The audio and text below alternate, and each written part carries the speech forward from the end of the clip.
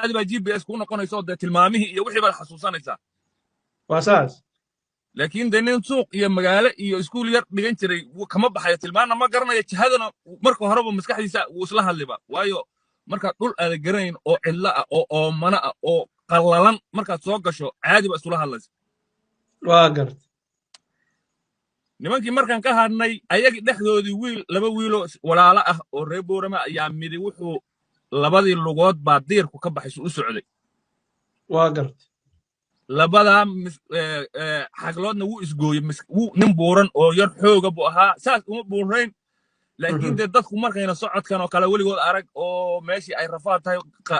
deg iyo ka dhaadhac iyo kor u fuul iyo dalcad iyo wixii aad ku soo gasho qofkaan socodka aqoonin wuu isjarayaa markaaba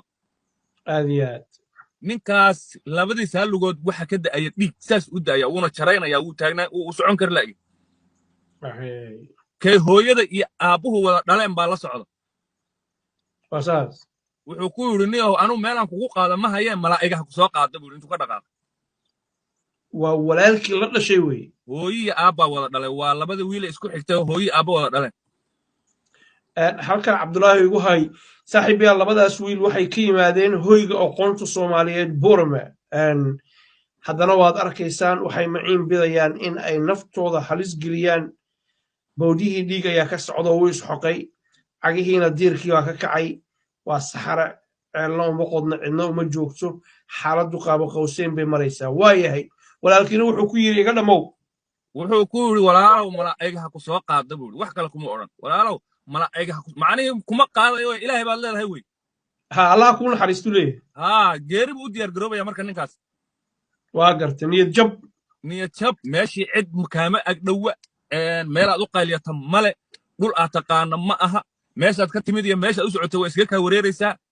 haddee markii lagu yidhaha malaa'iga ku soo qaada walaalka kii dad kuugu dhowaa uu ku yidhaahdo nolol kuma hadhin xaguu ku dambeeyey ninkaas waxaanu iskugu iman doonaa suudaan sanadkii dambe ninkii markiisaa la yidhi ee laga dhaqaaqay wuxuu bilaabay waxaa la yidhi naftu orod bay kugu aamintaa markay naf timaado si unbaa isu daberi un ilaa ay kaa baxdo adoo socda mooyaane ninkii wuxuu bilaabay inuu dabada ku siqo uu gurgurto wuxuu siqaba adi meel aan ku qiyaasay ilaa 50 kilomitir oo kale markuu siqay yaa wuxuu ku soo dhacay booyad ciidamada Eritrea ee banaanka jooga iyo kuwa xeebta ilaaliya biyaha u kala qaada meeshay maraysay oo wada ahayd oo wada rafaa buu ku soo dhacay booyadii baa maalinkii dambe ku soo martay ninkanoo siqaya oo wadadiisa dhinac fadhiya way u istaageen maxaa kugu dhacay bay yidhahdeen waa la is afgaran waayey way arkeen ninkii inuu dhiigayo